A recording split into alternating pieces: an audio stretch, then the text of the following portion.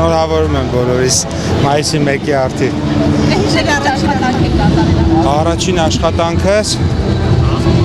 2008 թվականին է եղել, առաջի աշխատավարձս էլ եղել է 300,000 դրամից մի քիչ ավել եւ հետաքրքիրն է, որ մայրս ուսուցիչ էր, ստանում էր 30,000 դրամ, ես արդեն 300 պլյուս, որ այն ժամանակ $1,000-ից մի քիչ ավել էր։ Կհիշեք ինչպես եք ծախսել Տարբեր, այդպես առանձնահատուկ չեմ կարող ասել, բայց 300,000 դրամը 2008 թվականին ծախսելը, այդպես բավականին ընդհանրապես քիչ գումար չէ։ Ես ասում եմ, ուսուցչի աշխատավարձը 30,000 դրամ էր ժամանակ։ Պապոյան, գիտենք, որ դուք բավականին երկար աշխատանքային փորձ ունեք, որը ի վերջո հասել եք նախարարի պաշտոնի։ Ինչ խորհուրդ կտաք երիտասարդները, ինչպես գնան այդ հաջողության ճանապարհով։ Ցանկացած հաջողություն սկսում է կրթությունից եւ պետք է անպայման զուգակցվի աշխատասիրության հետ։ Կրթություն, աշխատասիրություն եւ իհարկե գործը սիրել։ Եթե այդ երեք բանը տեղի ունենում, ուղղակի մասնագիտական հաջողությունը անհնար է տեղի չունենա։ Այսինքն եթե դու ինչ-որ միտեղ ես գտնվում, իմ կյանքում էլ է այդպես եղել, ինչ-որ մի շրջափուլում, երբ որ մի աշխատանք ես կատարում, որը օրինակ կարող է այդքան շատ չես սիրում, այդ ուղղակի հնարավոր չի այդտեղ զարգանալ։ Այսինքն պետք է գտնես քեզ մի միջավայր, որը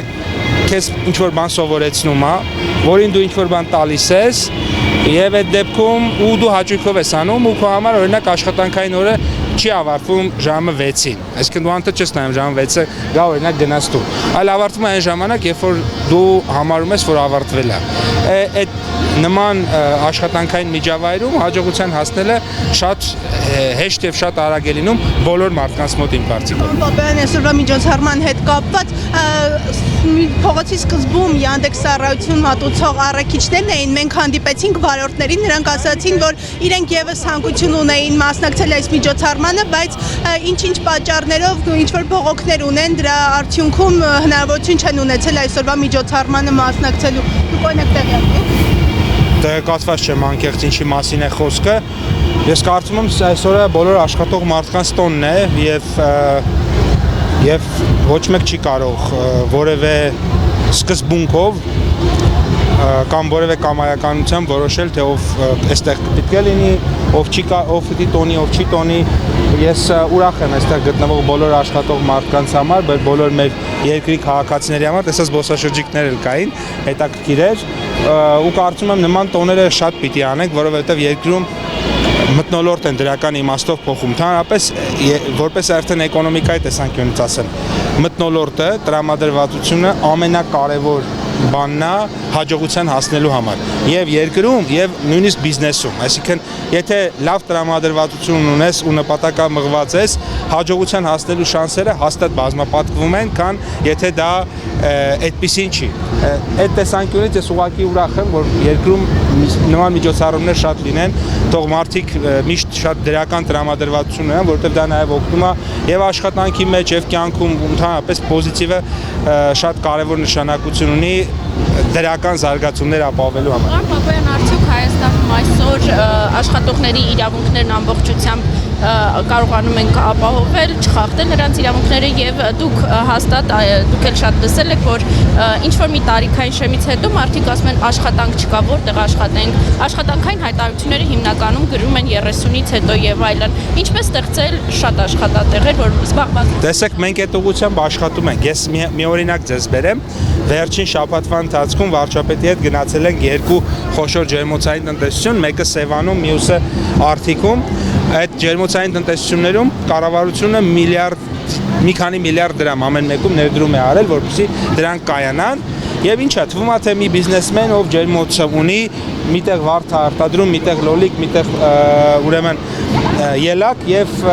կառավարությունը աջակցում է, բայց ամեն եւ Արթիկում եւ Սևանում աշխատում էին մեկում 170 աշխատող, մեկում 176 10 հեկտարանոց, այսինքն ամեն 10 հեկտարանոց ջերմոցում աշխատում է 170-180 մարդ։ Եվ հետաքրքիրը որն էր, որ Արթիկում աշխատողների 75%-ը միջին տարիքի կանայք էին, Սևանի դեպքում միջին տարիքի կանայք են 80%-ը։ Այսինքն այս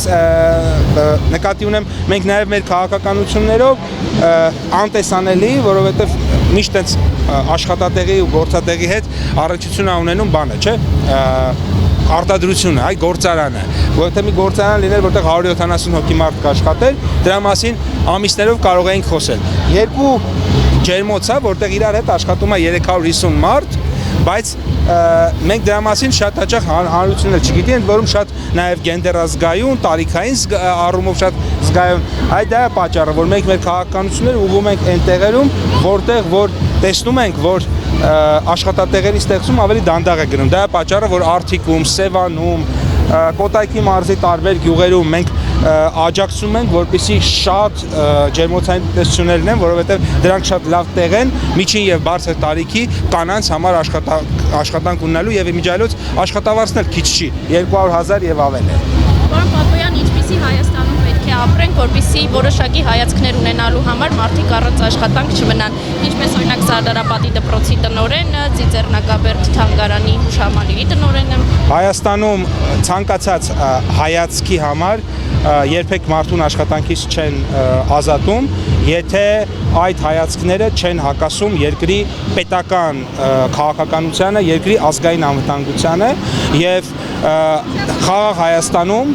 խաղաղության մեջ ապրող Հայաստանում բոլորը ունեն հավասար հնարավորություններ եւ բոլորը ունենալու են հավասար հնարավորություններ եւ այստեղ գտնվող բոլոր տասնյակ հազարավոր մարդիկ ունեն տարբեր քաղաքական հայացքներ, իրենք դրա համար չեն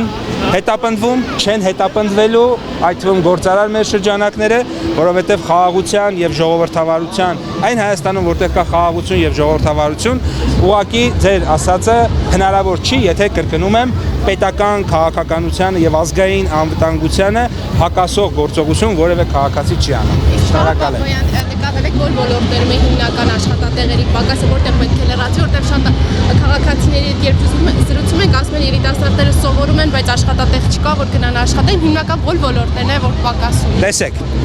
ուզում եմ ես շատ կարևոր իմ հայտարարություն անեմ։ Հայաստանի Հանրապետությունում կա 170,000 մարդ, որ ստիպենք, որ աշխատեն բոլորը, այդ 170,000-ը պիտի աշխատեն։ Կարճ ասած, նույնիսկ օրինակ ես շատ մարդիկ եմ ճանաչում, որոնք ուզենան աշխատեն, բայց չեն աշխատում, տարբեր պատճառներով։ Մարդկա ասում է, ես իմ երեխաներին եմ պահում, մարդկա ասում է, ինձ իմ ամուսինը ապահովում է, չեմ ուզում աշխատեմ եւ այլն։ Բայց որ ուզենան աշխատեն,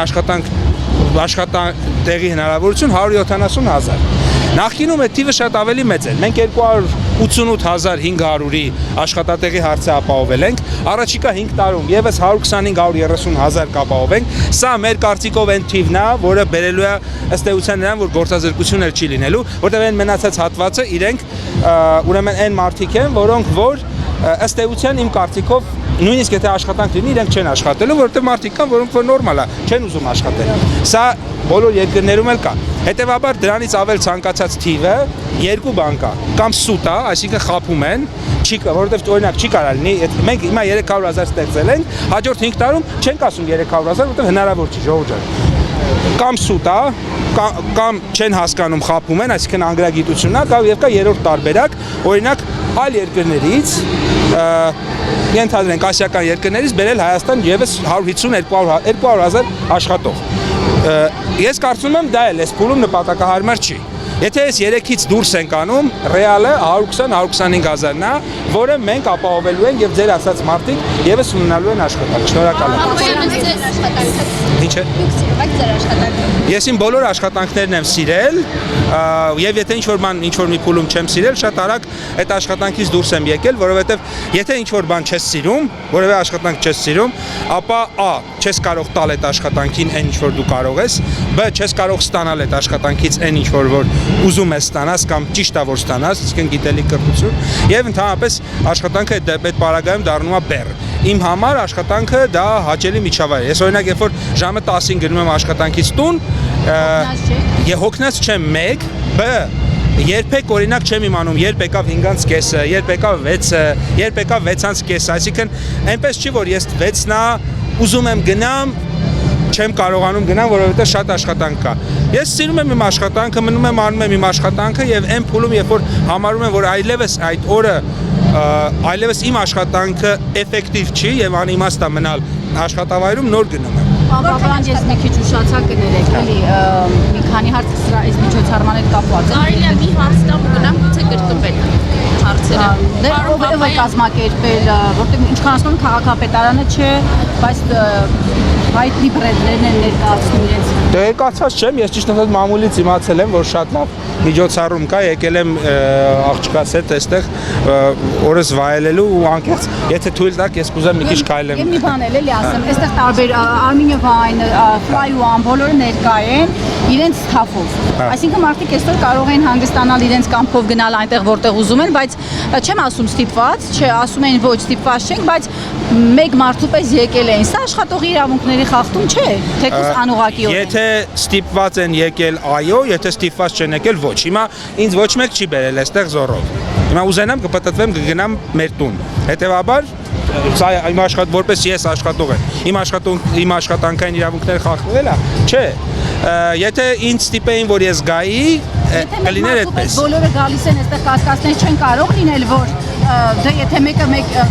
որոշի սպիտակագրավ լիներ։ Մեկ մարդու պես եթե գային, այստեղ կլներ 100,000 մարդ։ Այս կամպանիաներում ես գիտեմ էլի ինչքան մարդ է։ Այստեղ կամպանիա կա 6,000 հոգի մարդ է աշխատում, ժողովուրդ։ Եթե մեկ մարդու նման այստեղ լինեին, այստեղ կլներ 100,000 մարդ։ Հիմա այստեղ մի 10,000 մարդ կա։ Եկեք ջերմուկի հետ կապված ասել եք չունեք։ Նորմալ է, ամեն բոլոր հարցերն էլ կլուծվի։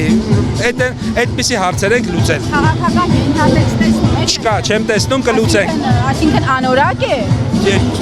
Չեմ տեսնում որևէ հարց, կլուծենք։ Միշտ էլ հիմա էլ մենք օրինակ ստուգումներ ենք անում որոշ ապրանքների, կանգնեցրել են որոշ կոնյակ արտահանողների, ես եմ կանգնեցրել, ստուգման եմ տարել։ Բա պետություն ենք, բա պիտի մեր երկրից դուրս եկող ապրանքի համար որակական չափանիշները բարձր լինեն։ Ես ինքս հավատացած եմ,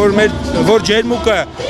բարձր որակի է, համապատասխանում է բոլոր ստանդարտներին եւ ես բացարձակ կասկած չունեմ, որ ջերմուկի հարցը լուծվելու է եւ մենք շարունակելու ենք տասնյակ, հարյուրավոր միլիոն հատերով ջերմուկ արտահանենք։ Շնորհակալ եմ։ Ապոյան վերջ նվազագույն աշխատավարձը ըստ ձեզ Հայաստանում հերոս հարկատուներին բավականացնում է։ Պիտի ավելանա։ Ես անկեղծ կարծում եմ, որ պետք է նվազագույն աշխատավարձը ժամանակն է, որ ավելանա։ Շնորհակալություն։